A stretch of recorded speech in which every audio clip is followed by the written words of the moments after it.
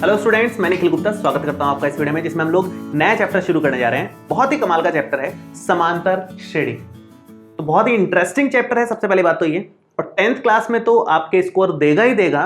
उसके अलावा 12th class के बाद में या ग्रेजुएशन के बाद में अगर आप कॉम्पिटिटिव एग्जाम्स फाइट करते हैं तो उसमें ये चैप्टर तो आता ही आता है, ये मान के चलो। तो बहुत ही स्कोरिंग चैप्टर है। पूरे चैप्टर में एक कमाल की बात बताता हूं, पूरे चैप्टर में सिर्फ 2 फॉर्मूलेज हैं, पूरा चैप्टर खत्म। सिंपल, सिर्फ 2 फॉर्मूलेज में। तो बहुत ही कमाल का, आसान, समझने लायक चैप्टर है। और डेली लाइफ में किस तरह से रिलेट हो रहा है ये मैं आपको ये बताता हूं। तो पूरा वीडियो आप ध्यान से देखेंगे तो आप ऑब्जर्व कर पाएंगे कि आपके आसपास की चीजों में कहां कहां आप समांतर श्रेणी देख पा रहे हो। ठीक है, तो मैं शुरू करता हूं। पहले तो हम समझें कि श्रेणी क्या होती है। श्रेणी क्या होती है? श्रेणी होती है नंबर्स अगर आपके सामने है तो उसका कुछ खास पैटर्न, कि नंबर सिस्टमेटिकली जमे हुए हैं। पहले नंबर पर ये संख्या आ रही है, दूसरे नंबर पे ये संख्या आ रही है, तीसरे नंबर पे ये संख्या आ रही है, चौथे नंबर पे ये संख्या आ रही है, और ये सिस्टमेटिक जमी हुई है कि आपको 4 संख्याएं दे दी तो 5 भी आप खुद बता पाओ। इस तरह से जमी हुई है। जैसे मैं कुछ एग्जांपल्स देता हूं आपको। पहले नंबर पे अगर आप ध्यान से देखो तो 1 का स्क्वायर, 2 का स्क्वायर, 3 का स्क्वायर, 4 का स्क्वायर, 5 का स्क्वायर, सिस्टमेटिक जमा हुआ है। आप इनको देख करके अगला बता सकते हो कि क्या आने वाला है। 6 का स्क्वायर, जाहिर सी बात है अगला 6 का स्क्वायर आएगा। सिस्टमैटिकली जमा हुआ है, अगला आप बता सकते हो कि क्या आने वाला है। इसका मतलब ये सीक्वेंस में है, इसी को श्रेणी बोलते हैं। अगर नंबर सीक्वेंस में अरेंज्ड हैं, सिस्टमैटिकली जमे हुए हैं, उसी को श्रेणी बोलते हैं। अभी इसकी बात करें, इसमें क्या पैटर्न आपको नजर आ रहा है, ध्यान से देखें। 5 है, फिर 10 है, फिर 20 है, फिर 40 है, फिर 80 है। आप ऑब्जर्व करोगे तो मैंने 2 से गुणा किया है जस्ट। 5 का दुगुना 10 है, 10 का दुगुना 20 है, 20 का दुगुना 40 है, 40 का दुगुना 80 है, तो 80 का दुगुना आएगा। जाहिर सी बात है अगला टर्म क्या आने वाला है, 160। तो अगला पद आप बता पा रहे हो, इसमें आप पैटर्न ढूंढ पा रहे हो, तो ये श्रेणी है। इसकी बात करें, इसमें क्या पैटर्न आपको नजर आ रहा है। 7 के बाद लिखा हुआ है 10, 10 के बाद लिखा हुआ है 13, 13 के बाद है 16, 16 के बाद है 19। तो आगे क्या आएगा भाई, तो थोड़ा ध्यान से देखते हैं। 7 में हमने 3 जोड़ा 10 आ गया, 10 में 3 जोड़ा 13 आ गया, 13 में 3 जोड़ा 16 आ गया, 16 में 3 जोड़ा 19 आ गया, तो 19 में 3 जोड़ोगे अगला पद क्या आ जाएगा, 22। तो हमें एक पैटर्न मिला, यहां भी मिला। इसकी बात करते हैं, 1/1, 1/2, 1/3, 1/4, 1/5। तो अगला क्या आने वाला है, 1/6। जाहिर सी बात है। तो यहां पर हम ऑब्जर्व कर पा रहे हैं कि अगला टर्म क्या आने वाला है, 6 स्क्वायर आएगा, यहां 80 का दुगुना 160 आएगा, यहां 19 में 3 जोड़ोगे 22 आएगा, और 1/5 के बाद यहां पर 1/6 मिलने वाला है। तो हम पैटर्न को समझ पा रहे हैं, देख पा रहे हैं। अगर इस तरह से किसी पैटर्न में संख्याएं रखी हुई हैं तो उसको एक श्रेणी बोलते हैं।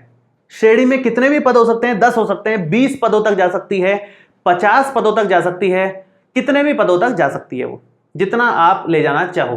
ठीक है, अब इन श्रेणियों में कितने तरह की श्रेणी बना सकते हो आप, कितने तरह के पैटर्न्स बना सकते हो। यानी तो 4 तरह के पैटर्न बताए, अलग अलग तरह के पैटर्न थे। यहां पर वर्ग में चल रहा है सब कुछ, यहां पर आपने देखा कि गुणा में चल रहा है सब कुछ, यहां पे आपने देखा कि जोड़ने पर चल रहा है सब कुछ, यहां पर आपने देखा कि बटे में चल रहा है सब कुछ। तो अलग अलग तरह के पैटर्न बनाए। इस तरह के कितने पैटर्न बन सकते हैं, अनंत पैटर्न बन सकते हैं। कैसे, मैं स्क्वायर की जगह क्यूब कर दूं, नया पैटर्न बनेगा। 1 का क्यूब, 2 का क्यूब, 3 का क्यूब, 4 का क्यूब, 5 का क्यूब। इधर में 2 से गुणा करने की जगह 3 से गुणा करूं, 10 से गुणा करूं, 50 से गुणा करूं, नया पैटर्न बनेगा। मैं यहां 3 जोड़ने की जगह 5 जोड़ू, 7 जोड़ू, 10 जोड़ू, 50 जोड़ू, नया पैटर्न बनेगा। मैं यहां बटे में 1/1, 1/2, 1/3, 1/4, 1/5 की जगह मैं 1 के बाद 3 रख दूं, 3 के बाद 5 रख दूं, 5 के बाद 7 विषम रख दूं, नया पैटर्न बनेगा। ढेरों बना सकते हो, ये तो मैंने 4 सैंपल दिए हैं, इस तरह के और बना सकते हो। मतलब अनंत बनेंगे, गिनती नहीं है उनकी। तो हर किसी को हम नाम नहीं दे सकते। हम कुछ खास पैटर्न्स को ऑब्जर्व करेंगे जो ज्यादा इस्तेमाल में आते हैं डे टू डे लाइफ में, जो हमारे काम के हैं, उनको स्टडी करेंगे ताकि हम उससे कुछ नए रिजल्ट्स बना पाएं, कुछ उसका इस्तेमाल कर पाएं। देखो यहां पर थोड़ा सा ऑब्जर्व करते हैं, इसकी बात करते हैं, जरा देखना। इन दोनों का अंतर करना, अंतर मतलब डिफरेंस, माइनस करना। 10 में से 7 गया तो 3, इन दोनों को अंतर निकालो। 13 में से 10 गया तो 3, इन दोनों का डिफरेंस निकालो। 16 में से 13 गया तो 3, इन दोनों का डिफरेंस निकालो। 19 में से 16 गया तो 3, बाद वाले में से मैं पहले वाले को माइनस कर रहा हूं और देख रहा हूं क्या डिफरेंस आ रहा है, कितना अंतर है उनमें। तो इसका अंतर, इसका अंतर, इसका अंतर, इसका अंतर, इसका अंतर, अगर सबका अंतर समान आ रहा है तो उसको समांतर श्रेणी बोलते हैं। हर टाइप की श्रेणी का अलग नाम है। हमारे कोर्स में समांतर श्रेणी है, मतलब वो वाली श्रेणी है जिसमें अंतर समान दिख रहा है आपको। ये नहीं कि जिसमें गुणा करने पर नया मिल रहा है, कुछ जोड़ने पर नया मिल रहा है। देखो 7 में कुछ जोड़ा 10, 10 में कुछ जोड़ा 13, 13 में कुछ जोड़ा 16, 16 में जोड़ा 19, समान संख्या जोड़ते गए हम, तो इसलिए घटाने पर भी समान ही आएगा। तो समान अंतर जिसमें मिल रहा है केवल उस श्रेणी को समांतर श्रेणी बोलते हैं। बाकियों के अलग नाम है, हमें नहीं मतलब क्या नाम है, हमें सिर्फ इस तरह की श्रेणी से मतलब है। हमारे कोर्स में यही है 10th क्लास के में। आगे अगर आप दूसरी क्लासेस में पढ़ोगे तो बाकी की श्रेणियों के बारे में भी पढ़ोगे, ये टॉपिक लंबा चलता है। अब मैं एक बार आपको हल्का सा आइडिया दे ही देता हूं, अभी बात चली ही है तो, जिसमें हम गुणा कर करके आगे बढ़ रहे हैं। 5 के बाद 2 से गुणा किया 10 आ गया, 10 के बाद 2 से गुणा किया 20 आ गया। गुणा कर करके अगर आप आगे बढ़ रहे हो तो उसको गुणोत्तर श्रेणी बोलते हैं, गुणोत्तर श्रेणी बोलते हैं, ठीक है। और जिसमें बटे में अंतर समान आ रहा है, भाई ये तो सिंपल अंतर समान चल रहा है, यहां बटे में अंतर समान दिख रहा है, मतलब 1/1 ये 1 को हटा दो, सिर्फ नीचे वाली संख्या को देख लो। 1 और 2 में 1 का अंतर है, इन दोनों में 1 का अंतर है, इन दोनों में 1 का अंतर है, 4 और 3 में, 5 और 4 में 1 का अंतर है। तो अगर डिवाइड में अंतर समान चल रहा है, हर में अंतर समान चल रहा है, तो उसको हरात्मक, हर में अगर अंतर समान चल रहा है तो हरात्मक श्रेणी बोलते हैं। और नॉर्मल अंतर समान चल रहा है तो उसको समांतर श्रेणी बोलते हैं। हमारे फिलहाल सिलेबस में सिर्फ ये है, ये हमारे हायर क्लासेस में आएगी, क्लास 11th में पढ़ाई जाती है, और ये उससे भी आगे की क्लासेस में पढ़ाई जाती है। कुछ तो 11th में भी चलती है और कुछ आगे चलती है, ये तो खैर 11th में आ जाएगी। बाकी इस तरह की ढेरों श्रेणियां हैं, अलग अलग नाम है, जिसके हम नाम दे पा रहे हैं, जो हम यूज ले पा रहे हैं, ज्यादा उनके नाम दे दिए हैं, उनको हम स्टडी कर पा रहे हैं। बाकी अनंत तरह की हैं, सबसे हमें मतलब नहीं है, हमें सिर्फ उनसे मतलब है जिनका अंतर समान चल रहा है, उसी को समांतर श्रेणी बोल रहे हैं। मैं कुछ खास एग्जांपल्स यहां पर बताता हूं आपको, जो डे टू डे लाइफ में आप देखते हो, ऑब्जर्व करते हो। अभी तक आप नहीं समझ पा रहे थे, लेकिन अगर आप अब देखोगे उनको तो आप समझ पाओगे कि इसमें एक पैटर्न है। बहुत सारी चीजों में पैटर्न बनता है। आप जितनी चीजें देखोगे ना, मोस्ट ऑफ द चीजों में आपको पैटर्न्स नजर आएंगे। जैसे मधुमक्खी का छाता देखते हो आप, उसमें एक सिस्टमेटिकली तरीके से बना होता है वो, आप कभी गौर से देखना, या उसकी इमेजेस देखना, फोटोज देखना, नेट पे सर्च करना, सिस्टमेटिकली जमा होता है। बहुत सारी चीजें, फूल होते हैं, फूलों की जो पत्तियां होती है सिस्टमेटिकली जमी होती है ना। सूरजमुखी का फूल देखो आप, सिस्टमेटिकली रहेगा, पहली लेयर के बाद दूसरी लेयर में भी कुछ सिस्टम रहेगा। मैं कुछ एग्जांपल्स देता हूं डे टू डे लाइफ में, जिसमें आपको समांतर श्रेणी नजर आएगी स्पेशली। बाकी श्रेणियों की मैं बात नहीं कर रहा, क्योंकि बहुत तरह की हो सकती हैं, आपको डे टू डे लाइफ में कई तरह की नजर आ सकती हैं। मैं फिलहाल समांतर श्रेणी की बात कर रहा हूं। आपने इस तरह की सीढ़ियां देखी है, जनरली इलेक्ट्रिशियन लोग यूज लेते हैं ऊपर चढ़ने के लिए। नीचे से बड़ी होती है, ऊपर जाते जाते जाते जाते छोटी हो जाती है। बहुत सारी ऐसी भी होती है जो सीधी होती है, बहुत सारी ऐसी भी होती है जो इस तरह से छोटी होती जाती है। उसमें पैटर्न को आप ऑब्जर्व करो, देखो क्या पैटर्न रहता है। यहां से समान संख्या दोनों तरफ से घटाई, इतना मिल गया। यहां से समान संख्या थोड़ी सी दोनों तरफ से घटाई, ये मिल गया। समान संख्या दोनों तरफ से घटाई, ये मिल गया। आप ऑब्जर्व करोगे, जैसे मान लो इसको आपने नापा, मान लो ये कितना आ गया, 60 सेंटीमीटर आ गया। मान लो इसको आपने नापा, मान लो दोनों तरफ से 1-1 सेंटीमीटर कम करके हम ऊपर चले गए, तो ये आ गया 58 सेंटीमीटर। और दोनों तरफ से समान संख्या आप घटाओगे ना, अगर इधर से भी एक घटाया, इधर से भी एक घटाया, 56 सेंटीमीटर का ऊपर लाइन मिलेगी यहां पर। और ये सीढ़ी, ये इसका जो बनेगा, ये 54 सेंटीमीटर का बनेगा। एक एक दोनों तरफ से फिर से घटाओगे तो 52 सेंटीमीटर का बन जाएगा। ऊपर वाला आपको 50 सेंटीमीटर का मिलेगा। दोनों तरफ से एक एक घटाओगे 48 सेंटीमीटर चला जाएगा। और ये ऊपर ही ऊपर वाला तो 46 सेंटीमीटर का ही मिल रहा है आपको। ये मैंने केवल ऐसे ही रैंडम दिए हैं, मैंने कोई नापा नहीं है, लेकिन अंदाजे से बताया कि इस तरह से बढ़ता है, इस तरह से डिफरेंस रहता है इनमें। अगर ये डिफरेंस नहीं हो तो सीढ़ी कैसे बनेगी? सीढ़ी कुछ भी बन जाएगी रैंडम। आपने अभी तो मान लो 2 का गैप दिया, यहां तो मान लो यहां 2 का गैप दिया, यहां पर 5 का गैप दे दिया, फिर से 2 का दे दिया, तो ये तो टेढ़ी मेढ़ी सीढ़ी बन जाएगी, सिस्टमेटिकली बन ही नहीं पाएगी इस तरह की। आप कभी बना के देखना, आप अपनी स्केल से नाप के देखना।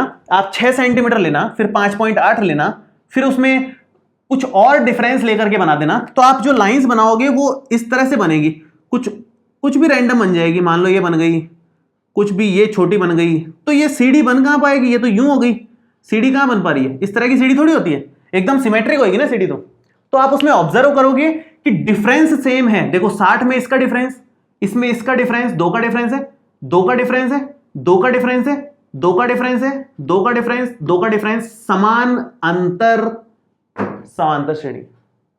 समझ पा रहे हो? इसकी बात करते हैं एक बार। अगर इसकी बात करें, इस तरह की भी सीढ़ियां देखिए, ये तो होती ही है सब घरों में, इस तरह की तो होती ही हैं। ये तो चलो फिर भी इलेक्ट्रिशियन लोग यूज लेते हैं, ये तो हम यूज लेते ही हैं, सीधा सीधा हम चढ़ते जाते हैं, इस पे चढ़ने के लिए सिंपल यूज ले रहे हैं।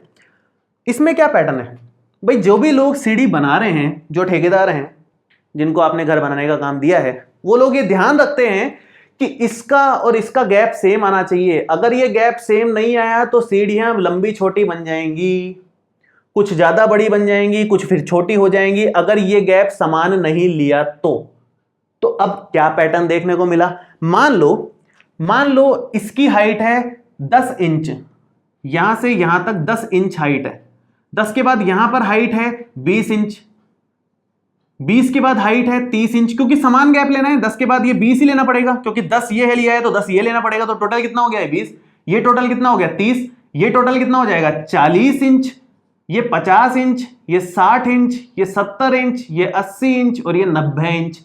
अगर आप ध्यान से देखो तो दोनों में कितने का डिफरेंस है, कितना अंतर दिख रहा है, 10 का अंतर, 10 का अंतर, 10 का अंतर, 10 का अंतर, 10 का अंतर, 10 का अंतर और 10 का अंतर, समान अंतर है, समांतर श्रेणी बन रही है। कहां दिक्कत है?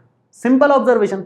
आप नोटिस करोगे बहुत जगह ऐसा है, आप एक बार नोटिस करना आज इस वीडियो को देखने के बाद में, और जहां जहां आपको पैटर्न मिले एक बार कमेंट करके जरूर बताना कि आपने कहां कहां नया पैटर्न देखा। जरूरी नहीं है आप समांतर श्रेणी देखो, आप अलग अलग तरह की दूसरे पैटर्न देख सकते हो, किसी में क्या पैटर्न दिख सकता है, किसी में क्या पैटर्न दिख सकता है। जैसे मैंने आज ही मैंने कुछ पैटर्न देखे हैं, मैं एक बार ये कंप्लीट करके आपको बताऊंगा, दिखाऊंगा कि मैंने क्या पैटर्न ऑब्जर्व किए तुरंत ही, है ना। इसकी बात करते हैं एक बार। ये गेम आप लोगों ने खेला होगा, किस तरह का गेम है, जैसे ताश के पत्ते लिए, ये ताश के पत्ते यूं जमा दिए, इधर यूं जमा दिए, यूं जमा दिए, यूं जमा दिए, यूं जमा दिए, इस तरह से ताश के तब पत्ते जमाए हुए हैं ये, है ना। उसके ऊपर फिर से ताश के पत्ते रखे हुए हैं एक एक करके, फिर उसके ऊपर ताश के पत्ते जमाए हुए हैं बैलेंस करने के लिए। ये बैलेंसिंग का गेम है, ये हम बैलेंस करेंगे, इसके ऊपर फिर से जमाते जाएंगे, बीच बीच में ताश जमाई हुई है, और ये इस तरह से पिरामिड बन जाएगा। इस तरह का गेम आप लोगों ने खेला होगा, बहुत लोगों ने खेला होगा। किस किस ने खेला एक बार कमेंट करके बताना, कि मैंने तो नहीं खेला, अकेले ने केवल, आप लोगों ने भी खेला हो तो एक बार कमेंट करना नीचे। तो अगर आपने ये खेला हो तो कुछ ऑब्जर्व करने लायक है इसमें, जो आपने शायद ऑब्जर्व नहीं किया होगा। मैं आपको बताता हूं, नीचे कितने ट्राइंगल बन रहे हैं, 1 2 3 4 5 6 7 8 9 ट्राइंगल्स नीचे बन रहे हैं। ऊपर चेक करते हैं जरा, 1 2 3 4 5 6 7 ट्राइंगल्स ऊपर बन रहे हैं। उसके ऊपर नोटिस करो, 1 2 3 4 5 ट्राइंगल्स यहां बन रहे हैं, और उसके ऊपर 1 2 3 ट्राइंगल्स यहां है, और उसके ऊपर जाएं तो एक ट्राइंगल। जरा देखें, 9 में 7 में अंतर 2 का है, 7 और 5 में अंतर 2 का है, 5 और 3 में अंतर 2 का है, 3 और 1 में अंतर 2 का है। समान अंतर आ रहा है नंबर ऑफ ट्राइंगल्स में भी, समान अंतर आ रहा है, तो कौन सी श्रेणी हो जाएगी, समांतर श्रेणी हो जाएगी। तो हम बहुत जगह ये पैटर्न ऑब्जर्व कर सकते हैं। अब एक सबसे खतरनाक एग्जाम्पल, जिसको आपने आज तक शायद ऑब्जर्व किया ही नहीं हो, उस नजरिए से ऑब्जर्व तो करते ही हैं हम उसको, क्योंकि छुट्टियां हमें उसी में देखनी होती है। कैलेंडर में छुट्टियां देखने का काम सबसे ज्यादा लेते हैं हम लोग, ठीक है। तो उसको आपने उस नजरिए से नहीं देखा कि समांतर श्रेणी कैसे हो रही है उसमें। मैं आपको दिखाता हूं, एक बार ध्यान से देखें। इसी साल के नवंबर के कैलेंडर को मैं दिखा रहा हूं आपको। जैसे ये कैलेंडर है, इसमें थोड़ा सा ऑब्जर्व करने की कोशिश करना आप, है ना। मैं आपको मार्क करके दिखाता हूं। कैलेंडर में कभी आपने नोटिस किया हो तो एक के बाद आ रहा है 8 के बाद आ रहा है 15, 7 का गैप दिख रहा है क्या, 1 में 7 जोड़ा 8 आ गया, 8 में 7 जोड़ा 15 आ गया, 15 में 7 जोड़ा 22 आ गया, 22 में 7 जोड़ा 29 आ गया। 7 का गैप है, डिफरेंस लोगे 7 आएगा सब में। आप ऐसे देख लो, 1 के बाद 2, 2 के बाद 3, 3 के बाद 4, 4 के बाद 5, 5 के बाद 6, 6 के बाद 7, एक एक का गैप दिख रहा है। टेढ़ा देख लो इसको, ये ट्राइंगल्स, ये फिर ये देखेंगे, फिर ये देखेंगे, फिर ये ऐसे देखेंगे। ये तो चलो अगले महीने का शुरू हो गया, इस महीने का जो है वो देखते हैं। एक एक के बाद 9, 8 का गैप है, या कह लो 8 जोड़ने पर 9 आ गया, 9 में 8 जोड़ोगे 17 आ गया, 17 में 8 जोड़ोगे 25 आएगा। किसी और जगह देख लो, हो सकता है यहां गलती से आ गया हो। यहां देखो, इसमें इसमें इसमें और इसमें एक बार चेक करते हैं। 4 में 8 जोड़ा 12 आ रहा है, 12 में 8 जोड़ा 20 आ रहा है, 20 में 8 जोड़ा 28 आ रहा है। हर जगह पैटर्न है, हर महीने में पैटर्न है। आप कितना भी ऑब्जर्व करो, कैलेंडर में तो पैटर्न ही पैटर्न है। पता नहीं कितने पैटर्न आपको देखने को मिलेंगे। एक के बाद एक को ऑब्जर्व करोगे, मैं एक और पैटर्न दिखाता हूं आपको। एक छोड़ के एक ऑब्जर्व करो, 8 के बाद 10, 10 के बाद 12, 12 के बाद 14, दो का गैप दिख रहा है, नया पैटर्न मिलेगा। ढेरों पैटर्न्स हैं, गिन नहीं पाओगे आप, इतने पैटर्न इसमें कैलेंडर में मिल जाएंगे आपको। हर महीने में मिलेंगे, वो हर जगह के देखने को मिलेंगे आपको। 7 का गैप, 2 का गैप, 1 का गैप, 8 का गैप, और भी गैप बना सकते हो, नए पैटर्न्स बना सकते हो आप जितने मर्जी चाहो। तो इस तरह से आप डे टू डे लाइफ में बहुत जगह देख सकते हो। मेरे सामने दीवार पर एक फोटो है जिसमें सूरजमुखी का फूल है, जिसमें ऊपर अलग लेयर है, नीचे अलग लेयर है। अभी मैं दिखा नहीं पा रहा हूँ वो आपको। बाकी उसमें भी एक पैटर्न है, तो उसमें एक पैटर्न मुझे दिख रहा है। तो ऐसे ढेरों पैटर्न्स आप देख सकते हो। एक और मैं फोटो यहाँ पर दिखाता हूँ आपको। इस फोटो में आपको नजर आ रहा होगा कि ये सिंपल, ये एक चेयर रखी हुई थी घर में। मैंने सुबह सुबह ऑब्जर्व किया कि मेरे को एक चैप्टर पढ़ाना है, तो मैं कुछ खुद के घर में मैं तो देखूं, बच्चों को तो बोल रहा हूँ कि भाई तुम भी देखो घर जा करके कि कहाँ आपको समांतर श्रेणी दिख रही है या कोई भी श्रेणी दिख रही है। तो मुझे भी दिख पा रही है क्या? मुझे कई जगह दिखी, लेकिन मैं ऑलरेडी टॉपिक को इतना लंबा कर दिया हूँ। तो ये एक एग्जाम्पल तो मैं फिर भी दे रहा हूँ आपको। और भी एग्जाम्पल्स मुझे दिखे हैं, लेकिन ये खास एग्जाम्पल पहले मैं दे रहा हूँ आपको। यहां पर आप देखो डॉट्स कितने दिख रहे हैं। सबसे पहली वाली लाइन में डॉट्स आपको 2 दिख रहे हैं। उसके बाद वाली लाइन में कितने डॉट्स हैं? 4। फिर कितने हैं? 6। फिर कितने हैं? 8। तो इस तरह से डॉट्स बढ़ते जा रहे हैं, 2-2 के गैप में दिख रहे हैं। ये सिस्टमेटिकली जमा हुआ है कि नहीं है? सिस्टमेटिकली अरेंज्ड है। अगर ये रैंडम होता तो पहले में 2 दे दिए, दूसरे में 10 दे दिए, तीसरे में 4 दे दिए, चौथे में 7 दे दिए, इतनी अच्छी लगती क्या ये चेयर? सिस्टमेटिकली जमा हुआ है। बहुत जगह मिलता है हमें जहां सिस्टमेटिकली जमी हुई है चीजें, वो स्टेबिलिटी देती है, वो आंखों को देखने में सुंदर लगती है, बेटर लगती है रैंडमनेस से। तो एक और एग्जांपल मैं आपको देता हूं। ये घर में रखे हुए कैसरोल की फोटो है, जो खाना गर्म रखने के काम आता है, हमारे रोटी वगैरह जो भी रखने के काम आता है। तो यहाँ पर एक पैटर्न दिखा मुझे सर्किल्स का। अगर मैं बड़े वाले सर्किल को बनाऊं तो इसकी कुछ रेडियस होगी हमारे पास। इसी तरीके से समान दूरी पर दूसरा वाला सर्किल बनाया हुआ है, उससे जस्ट छोटा वाला। इससे जो दूरी है पहले सर्किल की दूसरे सर्किल से जो दूरी है, वही दूसरे सर्किल की तीसरे सर्किल से दूरी है। आप अगर थोड़ा सा भी ध्यान से ऑब्जर्व कर पाओ तो दूरी समान है। ऐसे ही जो तीसरे और दूसरे की दूरी है, वैसे ही चौथे और तीसरे सर्किल की आपस में दूरी है। इन सब की रेडियस अगर आप ऑब्जर्व करोगे तो इनकी रेडियस में कुछ खास पैटर्न आपको नजर आएगा। सबकी रेडियस समांतर श्रेणी में होंगी। त्रिज्या को अगर आप ऑब्जर्व कर रहे हो तो कुछ खास पैटर्न नजर आएगा। सबकी त्रिज्याएं समांतर श्रेणी मतलब एपी में होंगी। तो इसलिए पैटर्न्स बहुत जरूरी है, बहुत जगह काम आते हैं, आप जगह जगह देख सकते हो। तो एक बार जरूर ऑब्जर्व करें और कमेंट करके बताएं कि आपने कहां कहां ऑब्जर्व किया, अपने घर में, अड़ोस पड़ोस में, गार्डन में, जहां भी आपने ऑब्जर्व किया हो। ठीक है जी। तो ये तो हुई बेसिक बातचीत कि हम कहां कहां देख सकते हैं समांतर श्रेणी या कोई भी श्रेणी। अब हम बात करते हैं, चैप्टर की शुरुआत करते हैं कि हम कैसे इस चैप्टर से क्वेश्चंस को सॉल्व कर पाएंगे या क्या क्या हम इस चैप्टर में सीख पाएंगे। ठीक है, तो मैं ये एक बार हटा देता हूं पूरा जो भी है।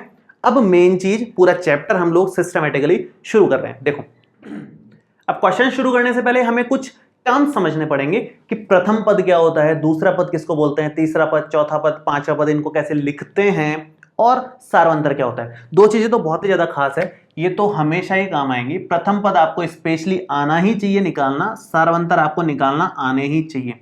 इन 2 से पूरी की पूरी समांतर श्रेणी बन जाती है। ये 2 ही सबसे इंपॉर्टेंट चीजें हैं। चलिए शुरू करते हैं। प्रथम पद को आप किस तरह से लिखते हो? आप इसको या तो ए से लिखोगे या फिर आप इसको लिख सकते हो A1 से, प्रथम पद को।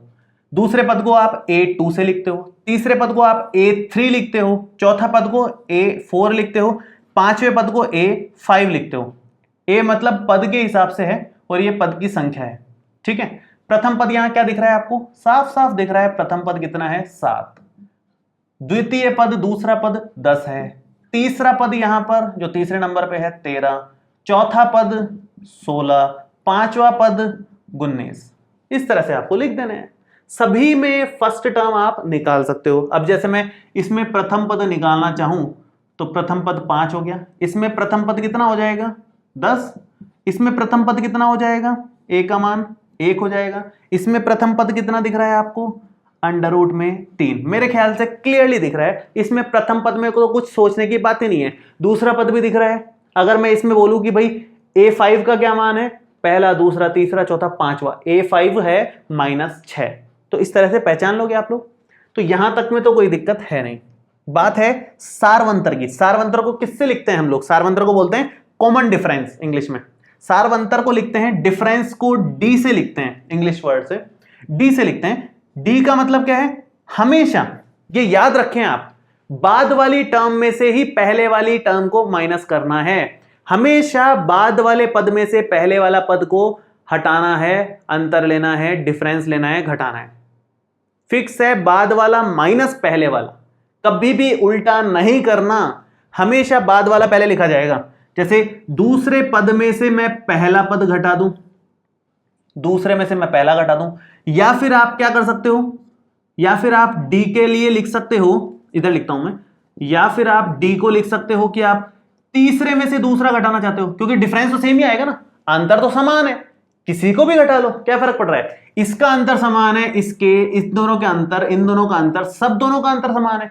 तो दो पास पास के पदों का अंतर समान है, तो दो पास पास के पदों को घटा लो। बस ध्यान क्या देना है कि बाद वाला पहले लिखा जाएगा और पहले वाला बाद में, उल्टा, बाद वाला माइनस पहले वाला, बाद वाला माइनस पहले वाला, बाद वाला माइनस पहले वाला, इस तरह से लिखा जाएगा।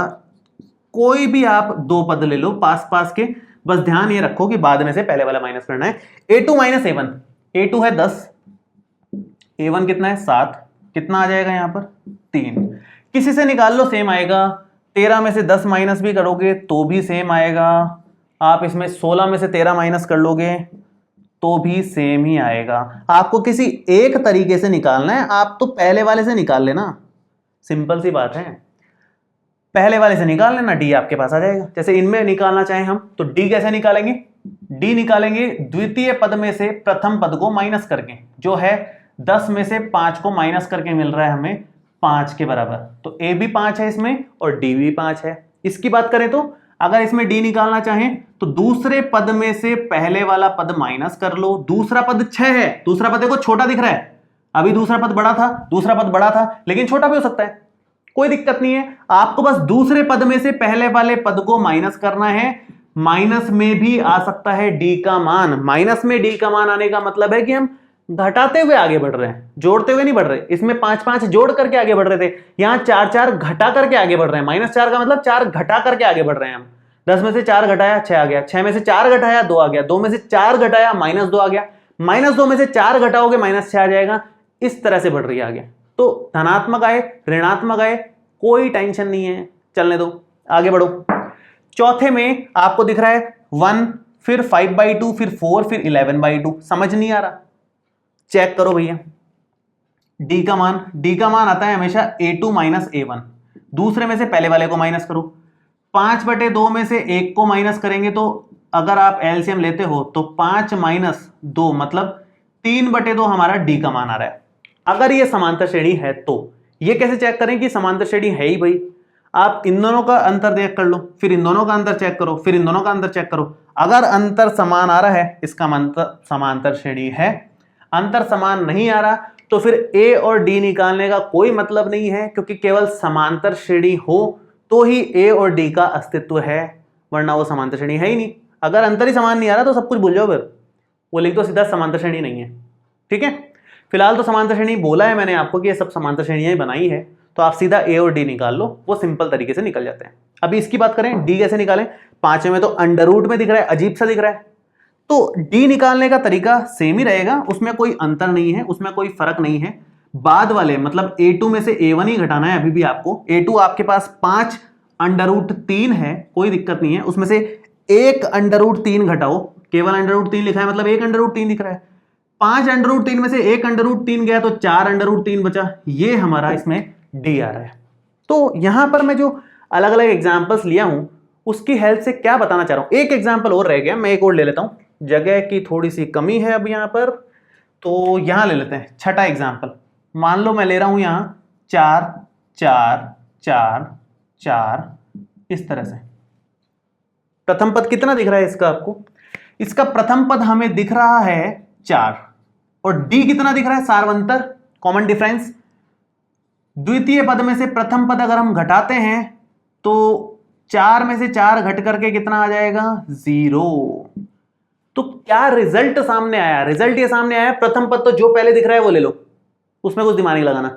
सार्वंतर धनात्मक भी हो सकता है, ऋणात्मक भी हो सकता है, शून्य भी हो सकता है, परिमेय संख्या हो सकती है, अपरिमेय संख्या भी हो सकती है। तो डी कुछ भी हो सकता है, कोई भी वास्तविक संख्या डी बन सकती है। मतलब कितने का भी अंतर आ सकता है, धनात्मक, ऋणात्मक, शून्य, परिमेय, अपरिमेय, कोई भेदभाव नहीं है डी में, कुछ भी आ सकता है। टेंशन बिल्कुल नहीं लेना, आपको बस ये ध्यान रखना है कि बाद वाले पद में से पहले वाला पद माइनस करना है और कुछ दिमाग नहीं लगाना है। ठीक है, तो ये है बेसिक ज्ञान कि कैसे समांतर श्रेणी पहचाननी है। पहचानने का तरीका यह है कि आप पास पास के दो पदों को घटाते जाओ, अगर अंतर समान आ रहा है तो आप पहचान जाओगे कि हाँ ये समांतर श्रेणी है। समांतर श्रेणी है तो प्रथम पद और सार्वंतर आप आसानी से निकाल सकते हो। अलग अलग एग्जाम्पल्स लेकर के हमने देखे हैं। अब हम 5.1 प्रश्नावली के उदाहरण और प्रश्न हल करेंगे, वो हम अगले वीडियो में डिस्कस करेंगे क्योंकि काफी वीडियो ऑलरेडी बड़ा हो गया है, बहुत ज्यादा बड़ा निकल जाएगा। तो इस वीडियो में आपको कोई भी डाउट हो तो आप नीचे कमेंट बॉक्स में लिख सकते हैं और ये वीडियो कैसा लगा ये भी कमेंट करके जरूर बताएं। और जैसा कि मैंने बोला आपको, आसपास आप ऑब्जर्व करें, कौन सा पैटर्न आप देख पा रहे हैं वो भी एक बार कमेंट करके बताएं। चलिए मिलते हैं फिर अगले वीडियो में। Thank you so much.